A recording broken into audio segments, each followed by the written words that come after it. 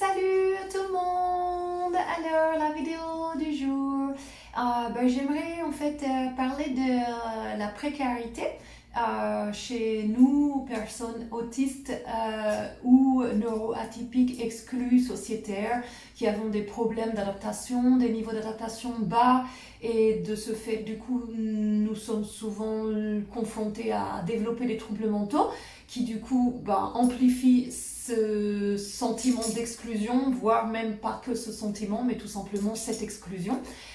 Donc forcément, nous sommes dans des situations, bien entendu, il nous est difficile de garder un travail, il nous est difficile de trouver un travail, et quand on en trouve un, de le garder, parce qu'on développe ces troubles mentaux et ces personnalités.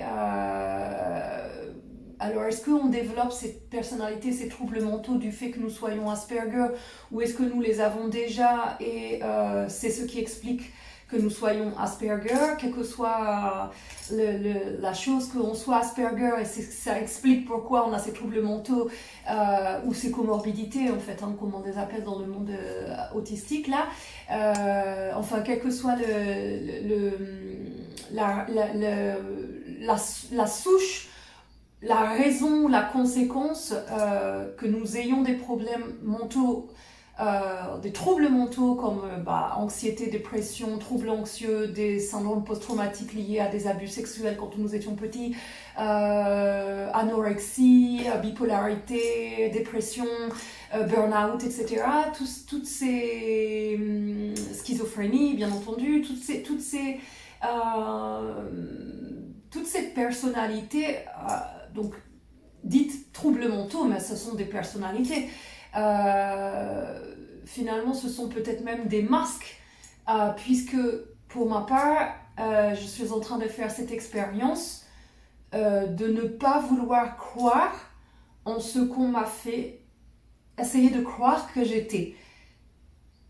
J'essaye de devenir quelqu'un d'autre de ce qu'on me fait croire que je suis, en fait, parce que je me rends compte que ce que je suis, ce n'est pas déjà ce que je veux être, déjà, premièrement. Donc c'est peut-être ce que je suis ou ce que j'ai été dans le passé, mais dans ma vision de comment moi je veux vivre ma vie, je ne veux pas la mener en me claquant la tête dans les murs, en hurlant dès qu'on me stresse ou qu'on me malmène. Je n'ai pas envie d'être malheureuse, à pleurer, avoir envie de me suicider, donc je décide d'expérimenter quelque chose sur ce subconscient. Et du coup, lorsqu'on fait cette expérience-là, en fait, tout est à revoir. Tout est à remettre en question, puisque du coup, on remet complètement en chamboulement qui on est. Alors là, c'est déjà c'est un gros big bang, hein. C'est clair, je comprends que tout le monde n'est pas prêt à le faire, parce que franchement, on se prend une claque, et même encore maintenant, je me la prends encore la claque, pour être honnête. J'ai des pensées qui me viennent, et je me demande qui je suis, en fait. J'arrive plus à savoir si je suis le résultat de ma transformation, ou si j'ai toujours été comme ça. Non, j'ai pas toujours été comme ça, puisqu'avant j'étais autrement. Mais ce que je suis actuellement, c'est quoi? C'est dû à mon travail intérieur là, et tous ces efforts que je suis en train de faire pour devenir ce que je suis là? Ou est-ce que c'était déjà ce que j'étais, mais qui était couvert par trop d'abus sexuels, et du coup trop d'humiliation, trop d'écrasement et d'auto-sabotage personnel, et de sabotage de par l'extérieur, qui ont fait que, bien entendu, après on s'auto-sabote. Et donc du coup, après, on est dans une réalité vraiment loin de ce qu'on pourrait imaginer qui pourrait être différente, en fait, en fait, si on n'étudie pas le bonheur, on ne peut pas savoir que les réalités se changent, en fait. Donc, en fait, de faire cet exercice, moi, je me retrouve encore maintenant à me dire, mais qui je suis, en fait? Est-ce que je suis une autiste? Est-ce que je suis une ancienne bipolaire qui l'est encore? Parce que c'est clair que si je ne contrôle pas mon mental, sincèrement, je pense que je me suicide. C'est clair et net.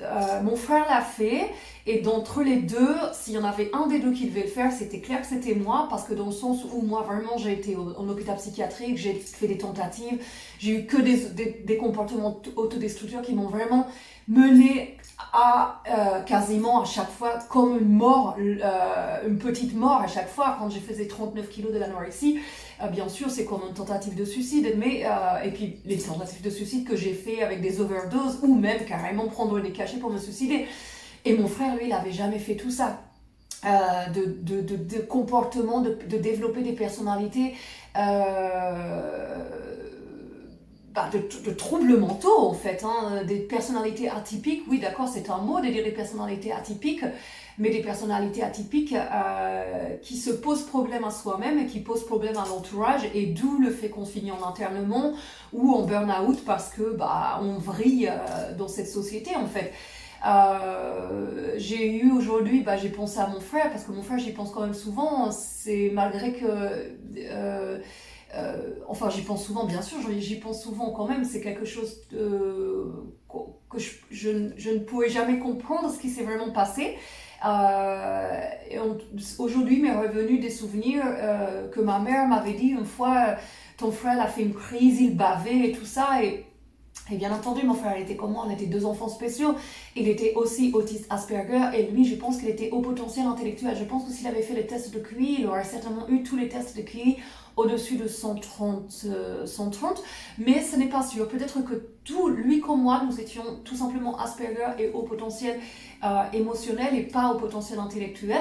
De toute façon, ça on ne pourra pas le savoir. Pour lui, pour ma part, moi je pourrais peut-être le savoir si j'arrivais à me faire diagnostic officiellement, mais comme c'est une épreuve là à remuer ciel et terre pour avoir un diagnostic fiable et rapide, j'ai pas le courage là personnellement, parce que je dois être forte, et que pour être forte, je dois éviter de broussailler dans tout ce qui est négativisme et aller voir des spécialistes pour me faire diagnostiquer en tant qu'autiste Asperger.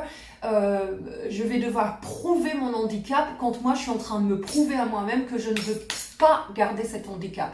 Alors, ces handicaps, parce que j'en avais pas qu'un. Donc du coup, c'est hyper paradoxal. C'est soit je vais de l'avant et je me sors de tout ça, de l'autisme, de la bipolarité, de la schizophrénie, des tentatives de suicide, des drogues, de l'alcool, de tout. Je suis obligée de tout balayer sur mon côté, et du coup, je ne peux pas...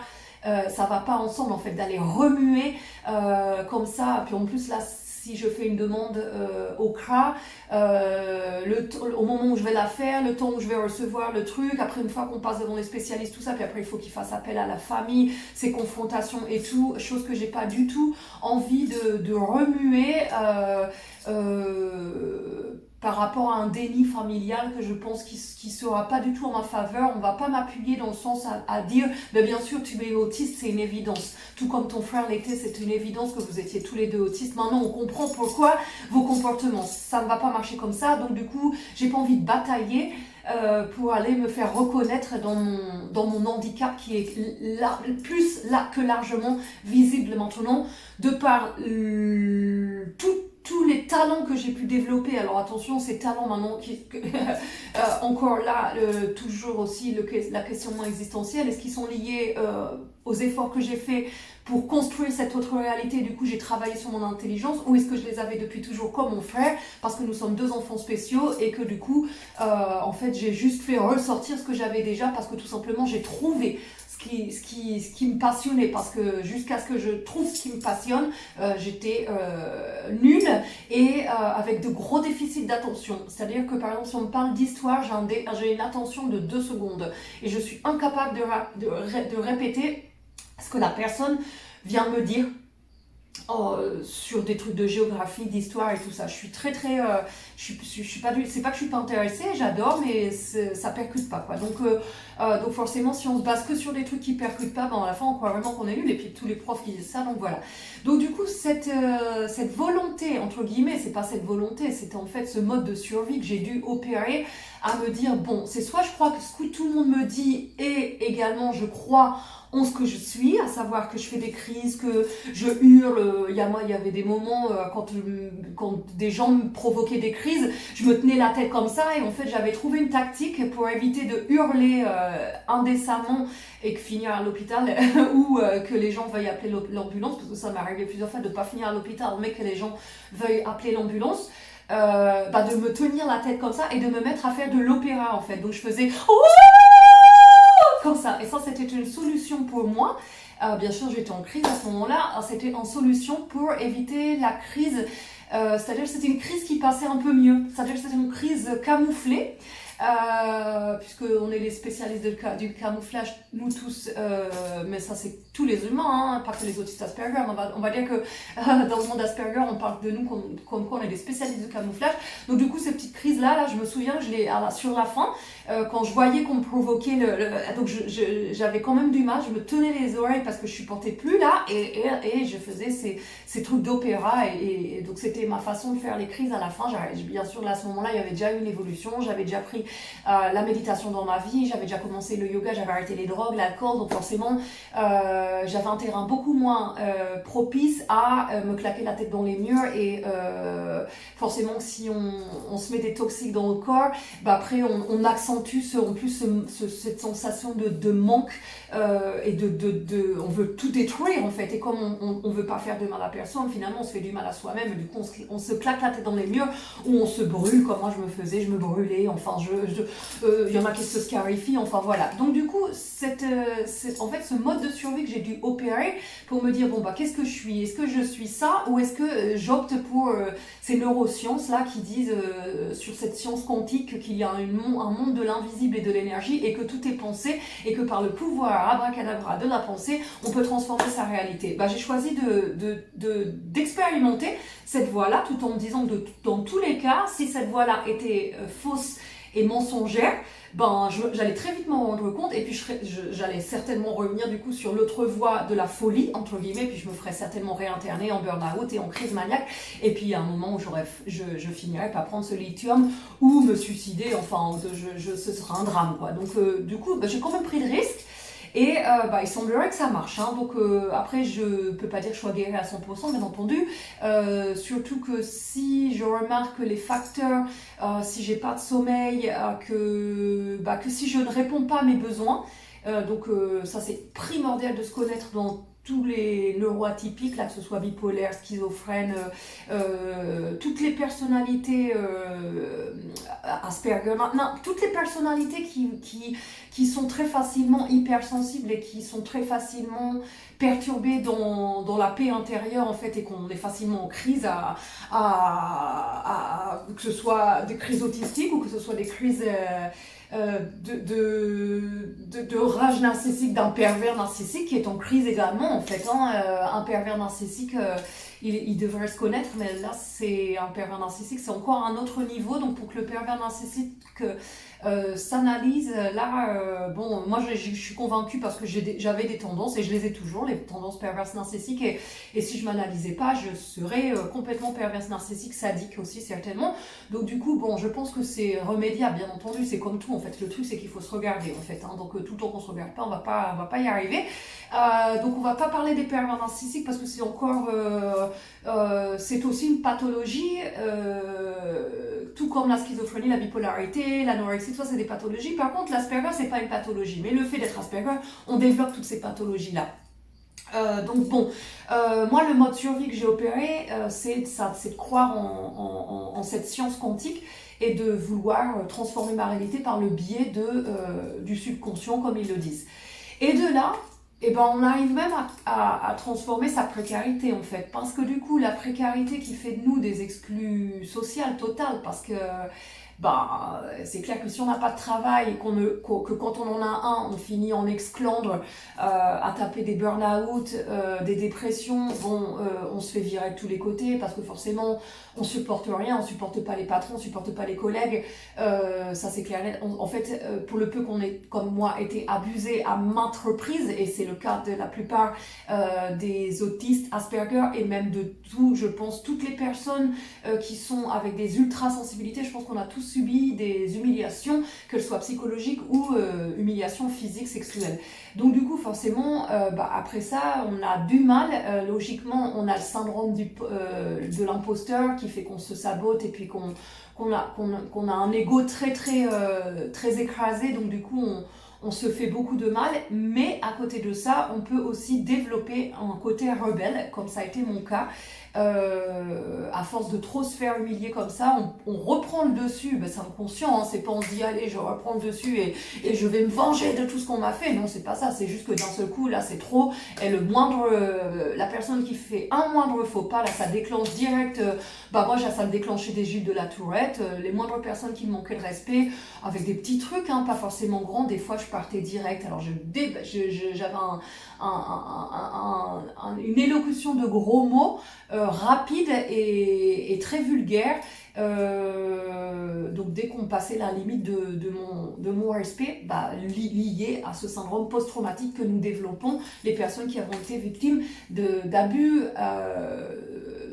psychologiques très forts et également bien entendu sexuels. Donc du coup, le fait de vouloir opter pour la science quantique, le monde de l'invisible, des énergies et du pouvoir du subconscient, tout ça c'est invisible, mais apparemment ça marche de ce que je peux en faire l'expérience.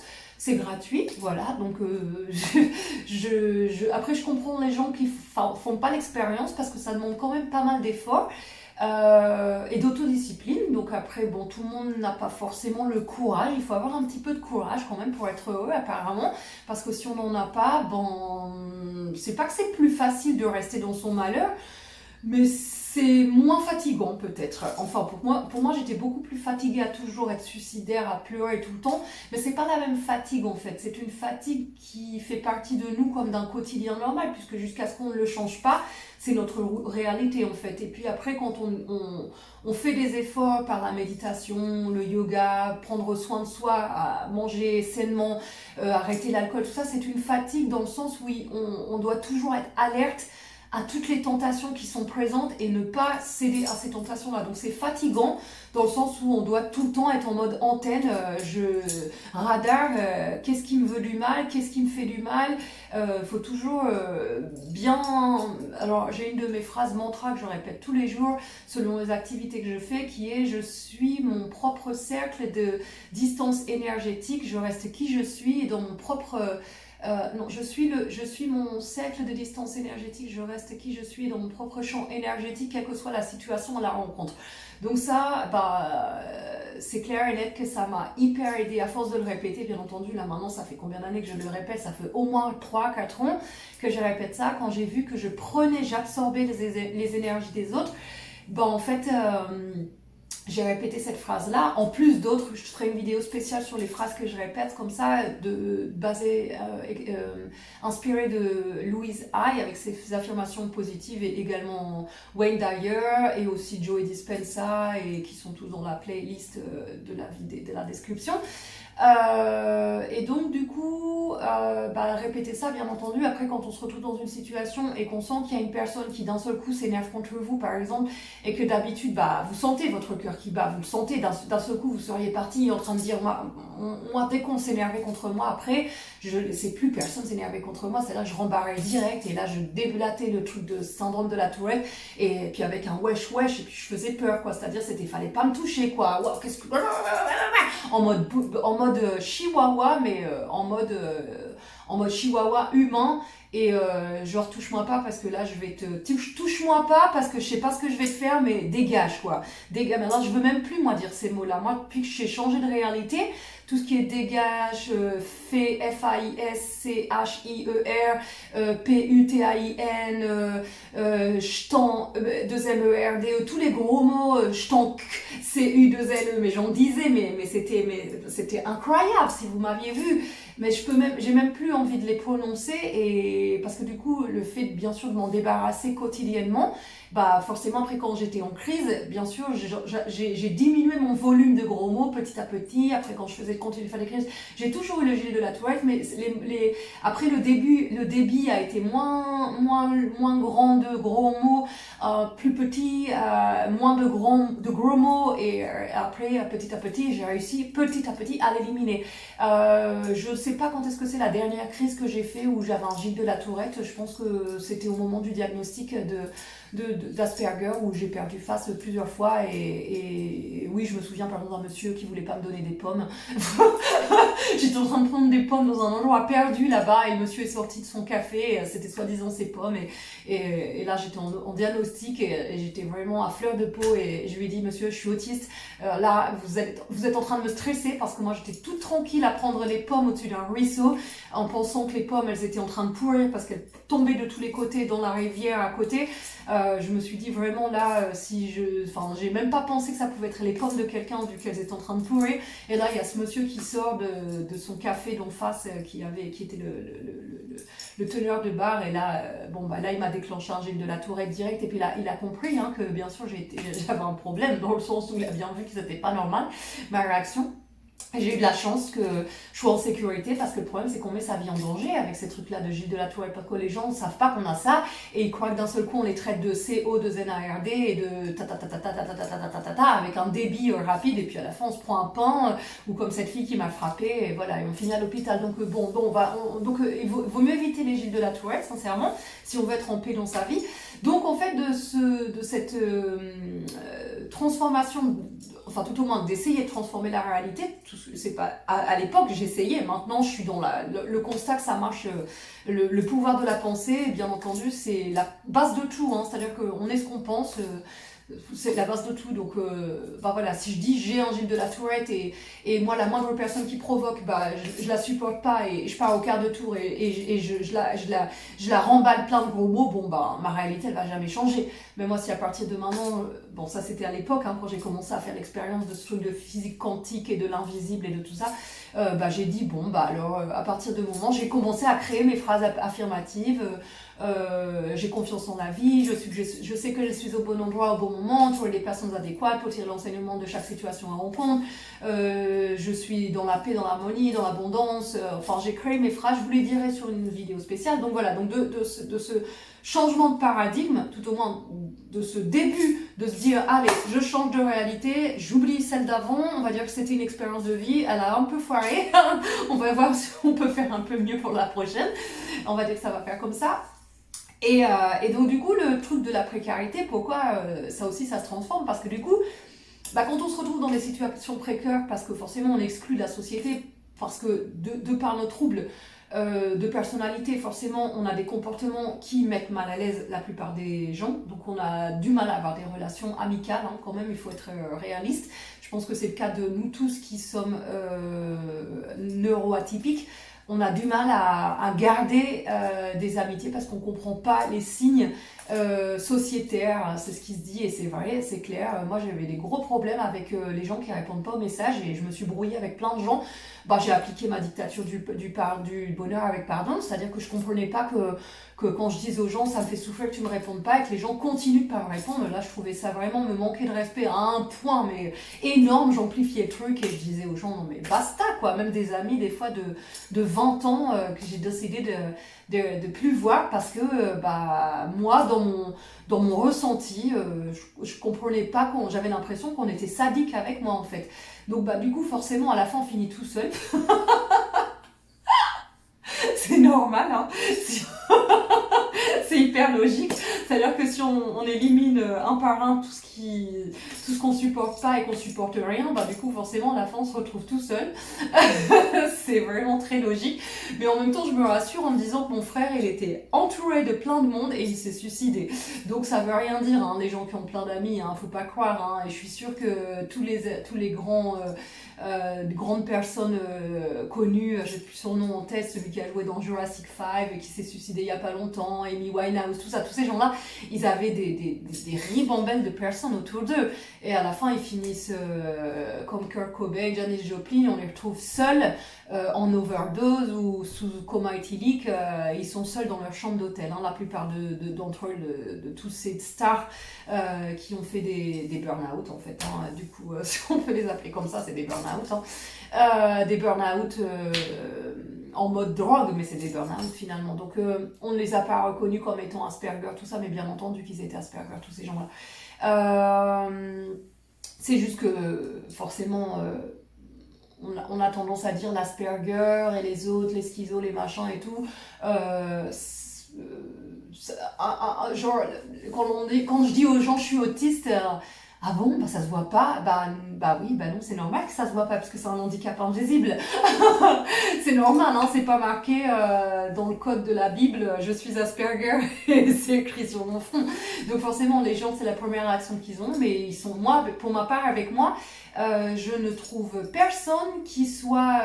ils sont très curieux de comprendre ce que c'est que cet autisme Asperger, et parce que du coup, en fait, comment j'arrive à attirer leur empathie et leur compassion, c'est parce que je détecte leurs enfants, en fait. Et donc, comme bien entendu, ils avaient très bien compris que leurs enfants ont un problème, entre guillemets, de comportement, soit un trouble de déficit de l'attention avec une hyperactivité accentuée, ou alors un haut potentiel intellectuel, ou un potentiel émotionnel, enfin, quoi qu'ils aient, je les détecte, en fait. Je sais pas comment l'expliquer, je détecte les enfants, et aussi les adultes, bien entendu. Mais les adultes, c'est plus compliqué, parce que, c'est pas que c'est plus compliqué, mais on est plus professionnel à camoufler, mais les enfants, ils camouflent pas. Ils sont vraiment naturels. Donc en fait, dès que je vois des enfants particuliers, entre guillemets, dans leur comportement, je les repère direct, en fait. Et du coup, je parle tout de suite aux parents, parce que je vois bien que les parents sont complètement out du truc, en fait. Je pense qu'ils voient qu'il y a un comportement bizarre, mais ils sont pas bien informés. Et puis je crois qu'il y a la question du déni, en fait, aussi, qu'ils voient, mais ils savent pas trop quoi penser, et pour le peu que ce soit pas des comportements vraiment genre à se claquer la tête dans les murs, des choses comme ça, du coup il y a personne vraiment qui détecte vraiment, quoi, même à l'école, tout ça. Donc en fait, ceux qui sont détectés vraiment, c'est ceux qui ont des hyperactivités vraiment énormes, ou alors après des hauts potentiels intellectuels, mais après tous les autres qui sont par exemple même des Asperger. Les Asperger, il y en a plein qui sont toujours pas détectés, en fait, hein, même dans les petits. Et c'est pas pour autant d'ailleurs que un petit garçon ou une petite fille qui parle pas jusqu'à même ses 6 ans. Moi, j'ai regardé des témoignages comme ça de personnes qui, bon, là, ils ont quand même été diagnostiqués.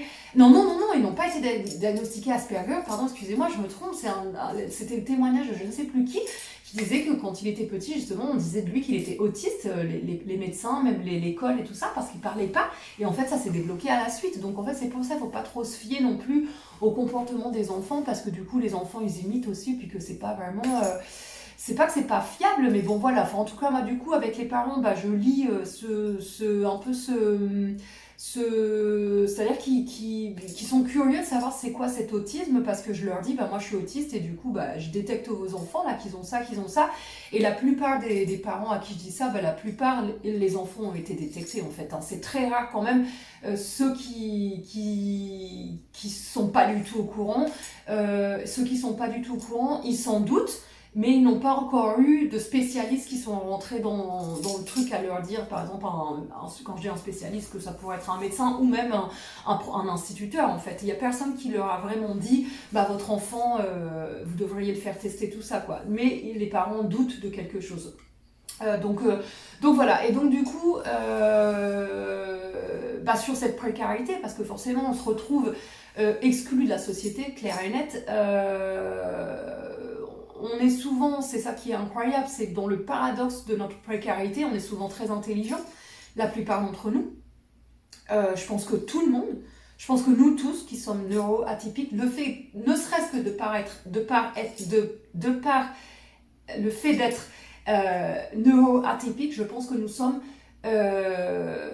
dotés de cette intelligence émotionnelle, ça s'appelle comme ça, parce qu'il y a l'intelligence mathématique, logique, l'intelligence des QI d'ailleurs, des surdoués intellectuels, des hauts potentiels intellectuels, quand on nous fait passer des tests de QI, c'est pas basé sur l'intelligence émotionnelle, alors que l'intelligence émotionnelle, maintenant, elle est reconnue comme étant une des intelligences finalement les plus importantes pour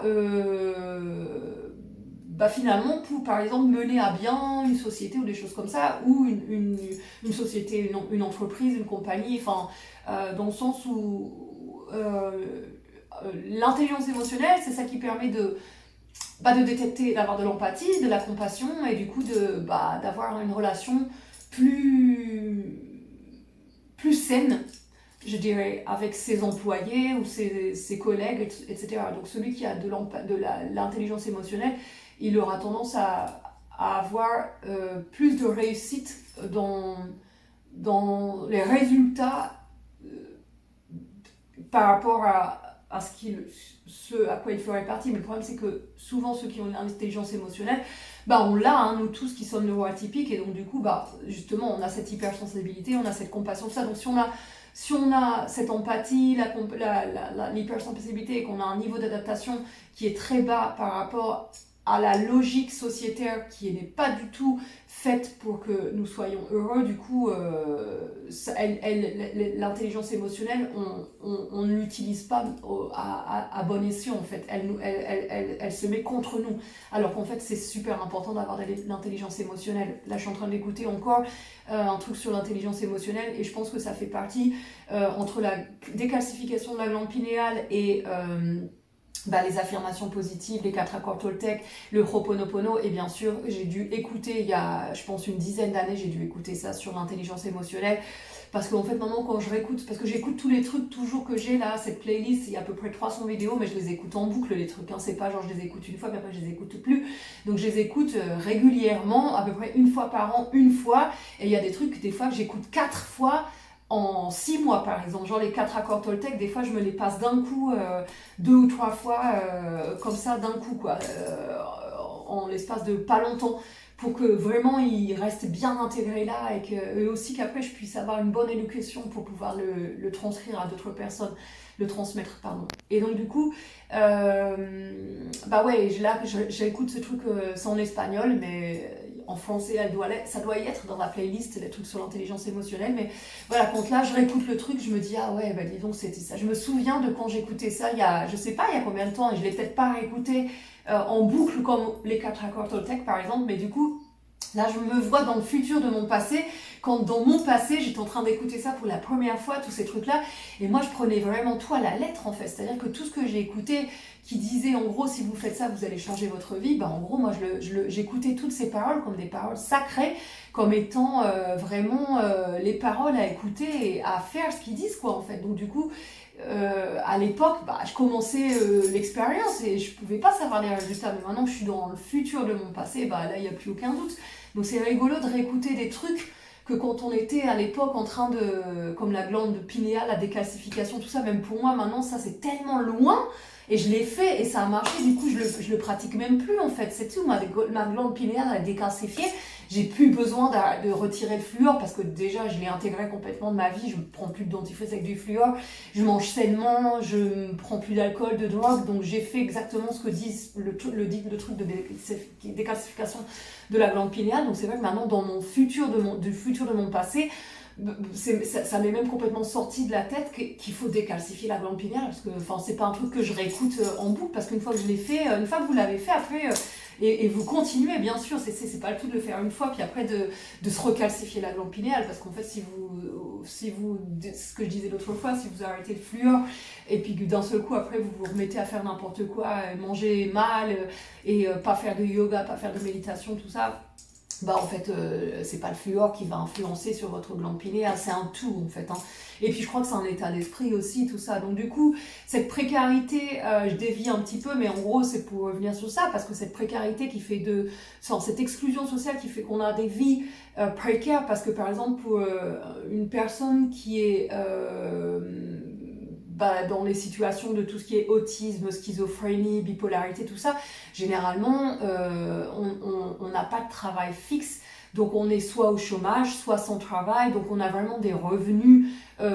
Généralement on dépend des aides RSA ou des choses comme ça. Enfin, il y en a qui ont la MDPH en tant qu'adulte handicapé, ça dépend qui. Et il y en a qui travaillent également. April, dans mes yeux d'April, elle est professeure. Moi j'ai été diagnostiquée bipolaire, et avant d'être bipolaire j'ai été également institutrice, j'ai été vendeuse pendant 4 ans. Ce que je veux dire, c'est que j'avais déjà, quand j'étais vendeuse, je sortais de l'hôpital psychiatrique. J'ai été vendeuse 4 ans, j'ai eu un CDI alors que je sortais d'une grosse dépression et que j'avais perdu 25 kilos, je faisais 39 kilos et j'avais fait un burn-out, et je suis sortie de ce burn-out et je suis devenue vendeuse. Et après ça, j'étais institutrice. Donc c'est pas parce qu'on a des troubles qu'on peut pas travailler, mais le problème c'est qu'après, combien de temps on les garde, le travail, et jusqu'à quel point on arrive à le garder. Si c'est pour nous détruire petit à petit et qu'à la fin on finisse comme mon frère avec la corde autour du cou, voilà. Donc du coup on se retrouve quand même dans des situations que forcément on a des situations précaires quand on n'arrive pas à trouver, à garder un travail. Comme April, elle est professeure, je sais pas comment elle fait, parce que franchement moi je l'admire, parce qu'elle est autiste et elle est professeure de français, et elle arrive elle dit que c'est ça qui lui fait du bien, justement, le cadrage de ce formatage scolaire, de ce programme à respecter, tout ça. Moi j'ai été institutrice en Guyane française, et justement pour moi ça n'a pas du tout correspondu à ma personnalité, de devoir justement suivre un programme qui pour moi était complètement inadapté, surtout dans la jungle en Guyane française. Mais enfin bref, donc de toute façon là je dévie encore un petit peu, mais April elle a peut-être pas une précarité de l'emploi, parce qu'elle a un emploi, mais il y en a plein d'entre nous qui n'avons pas cette possibilité de pouvoir garder un travail et d'avoir un travail fixe et un bon travail, parce qu'être prof c'est quand même un bon travail. Alors moi je suis dans la musique, mais j'ai pas de travail fixe non plus, j'ai une insécurité. Je suis pas du tout dans une sécurité au niveau de mon travail. J'ai pas de travail. Je peux pas considérer que la musique ça soit un travail.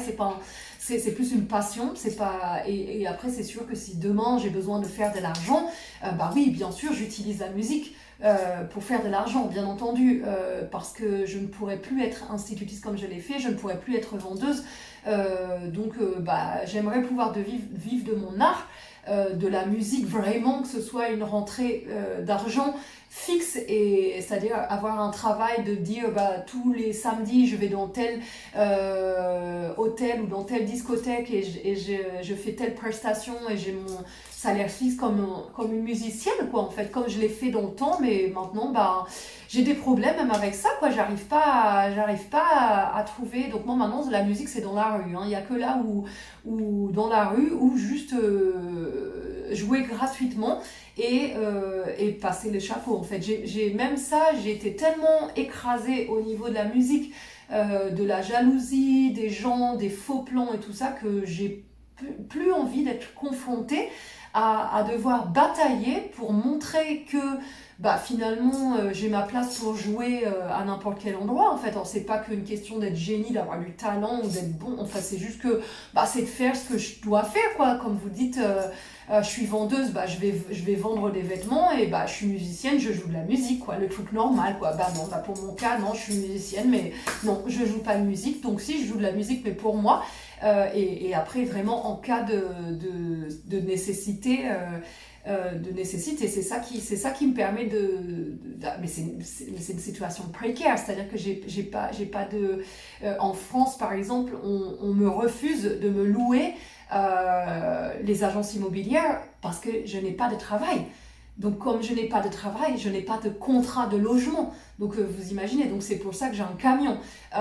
Donc c'est quand même des situations précaires, on va quand même le dire. Mais de cette précarité-là, eh bien, ça donne la créativité, parce que du coup, quand on n'a pas d'argent, ou qu'on en a mais qu'on fait attention à ne pas le dépenser inutilement ou bêtement, comme c'est mon cas, parce que du coup, grâce à Dieu, j'ai mis de l'argent de côté à l'époque de mes travails, là, de vendeuse, d'instit et tout ça, et que aussi je suis une personnalité du genre à pas dépenser ce que j'ai pas besoin. Et puis aussi parce que j'étais beaucoup kleptomane, donc il y a plein de trucs que j'ai volés et que j'ai pas forcément payé et que du coup, ça m'a évité de dépenser et de plus avoir d'argent. Non, je dis ça, c'est pas vrai, mais enfin si, c'est un peu vrai, mais c'est pas ça qui fait que j'arrive à vivre maintenant. C'est surtout le fait que je dépense le minimum que je peux, vraiment le minimum, et puis du coup, je fais tout ce qui est, je fais rien qui est payant en fait.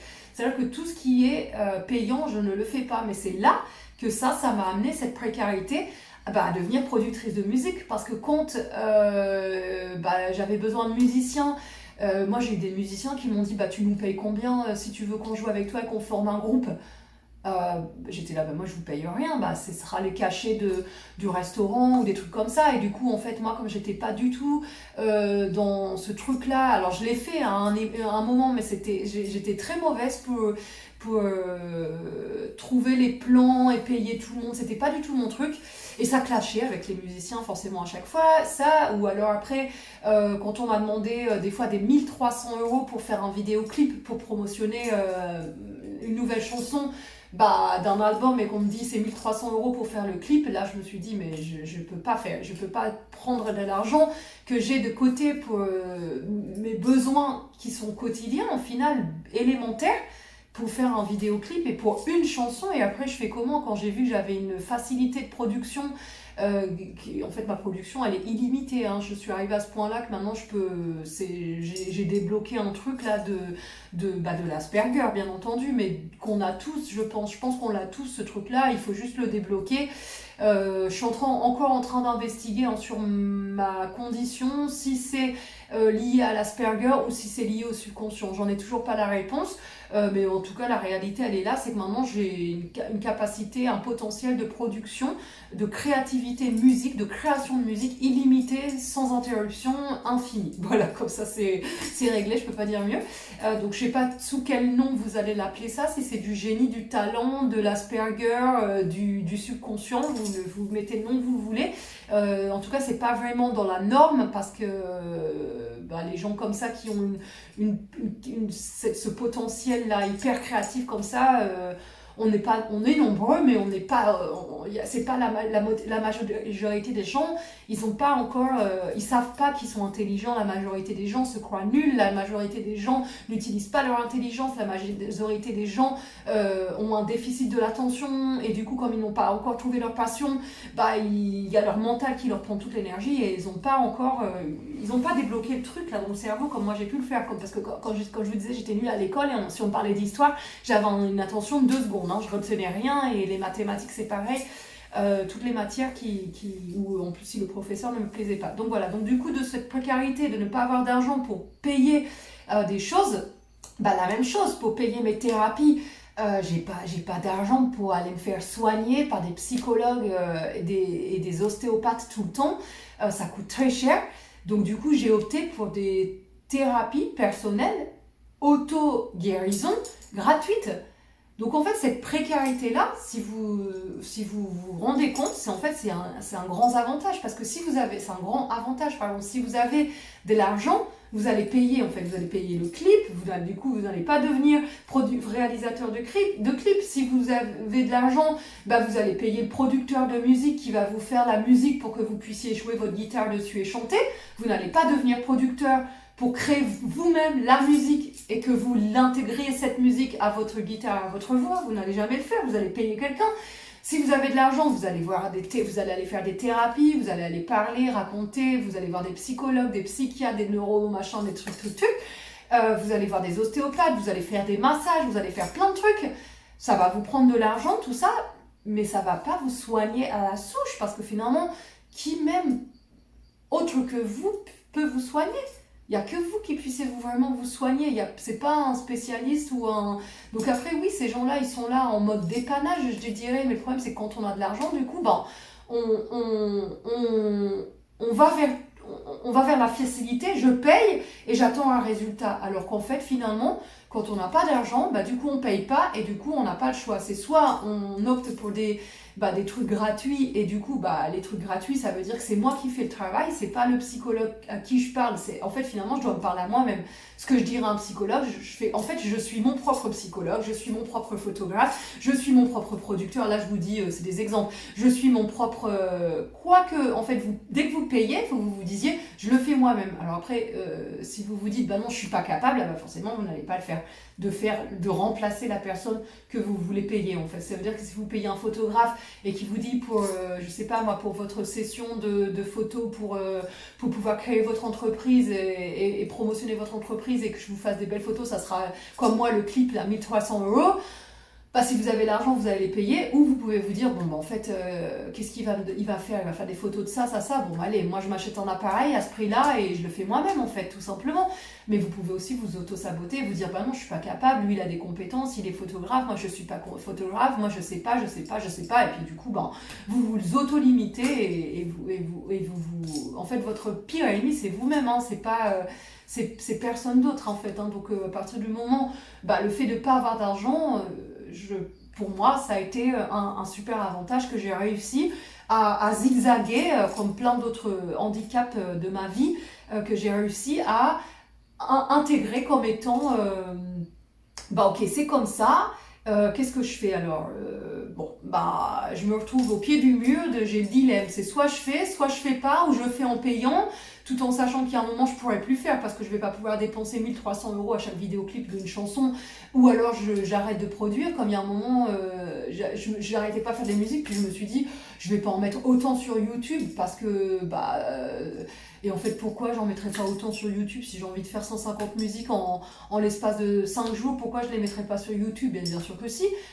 Pourquoi je me limiterais à mettre, à mettre 5 quand je peux mettre 100? Enfin, on s'en fiche du nombre, mais vous voyez ce que je veux dire? On se limite beaucoup pour rien, en fait, inutilement, alors qu'il n'y a pas de raison de se limiter. Et du coup, le fait de ne pas avoir de l'argent, c'est ça que c'est le paradoxe du truc, le fait de ne pas avoir d'argent, et en fait, ça ouvre le spectre de l'infini. Du tout est possible et de l'infini, en fait, parce que du coup quand on part sur cette base, je fais tout moi-même, du coup on ouvre vraiment ce spectre de tout est possible, en fait. Et là on en arrive à cette phrase de Nelson Mandela de dire c'était impossible jusqu'à ce qu'on l'ait fait. Qui c'est qui aurait pu penser il y a 20 ans, quand j'étais dans la rue, droguée, qu'on me passait dessus là de tous les côtés, qui c'est qui aurait pu imaginer que maintenant j'aurais une capacité d'attention au niveau de la musique d'heures et d'heures, c'est-à-dire que je peux rester 10 heures à produire de la musique sans même que mon attention va défailler, à rester dans le programme de production et créer, et sans que la musique s'arrête. Qui c'est qui aurait pu prédire ça il y a 20 ans, ou il y a même encore 10 ans, il y a même encore 8 ans. Donc en fait, finalement, ça ouvre bien le fait de vouloir, de se dire, allez, j'ai pas le choix, c'est soit je le fais toute seule, ou soit je fais rien. De se dire, allez, j'essaye de le faire. De toute façon, qui c'est qui... Il n'y a que moi qui puisse dire que je suis pas capable de le faire, en fait. Donc on va voir, je vais essayer. Mais par contre, c'est clair qu'il faut essayer, quoi. C'est clair que des heures pour la production de musique, j'en ai passé. Mais pour tout, après, je crois que c'est pour tout. Une fois qu'on a la cadence de allez, j'essaye, et puis c'est une routine après, parce que du coup, après ça devient un automatisme. C'est-à-dire que dès qu'on trouve une expérience de vie et qu'on se dit, non, j'ai jamais fait, je sais pas si je suis capable, on se dit, allez, on essaye, on verra bien. Allez, on essaye, je verrai bien. Et de se dire, j'ai rien à perdre, en fait, et le fait de ne pas avoir d'argent, et du coup, pareil, pour plein de trucs, des randonnées où on me demandait payer des guides avec, je sais pas, on me demandait des prix énormes, mais je me disais, mais je vais le faire toute seule, mais j'ai pas besoin d'un guide. Je regardais les commentaires sur YouTube, sur Internet, de voir s'il n'y avait pas de danger, tout ça, et il y a plein de trucs que j'ai fait toute seule, parce que je voulais pas payer, en fait, tout simplement. C'est pas que je voulais pas, c'est que je pouvais pas, et du coup, c'est pas que je pouvais pas, mais je pouvais sans vraiment pouvoir, parce que je me disais, si je paye là maintenant, je m'en sors pas, après je vais payer tout, et après j'ai plus d'argent pour vivre, en fait. Donc du coup, j'ai pas vraiment eu le choix. Je me suis dit, à partir de maintenant, j'opte pour le budget zéro, quoi. J'essaie de dépenser le moins possible, à part seulement pour manger, me nourrir, Tout le reste, tout ce que je peux faire moi-même, bah, je le fais moi-même en fait. Surtout maintenant avec la profusion d'informations qu'on a sur YouTube, sur Internet et tout ça, on peut vraiment faire nous tous ce qu'on veut en fait. Il n'y a que nous qui sommes nos propres ennemis et nos propres barrières à nous-mêmes. Voilà, voilà. Bah, sur ces belles paroles positives, hein, je pense, hein, c'est quand même bien de finir les vidéos sur le positivisme. Je sais pas trop, j'ai vraiment du mal. Je pensais pas que cette vidéo-là durerait autant. J'arrive pas.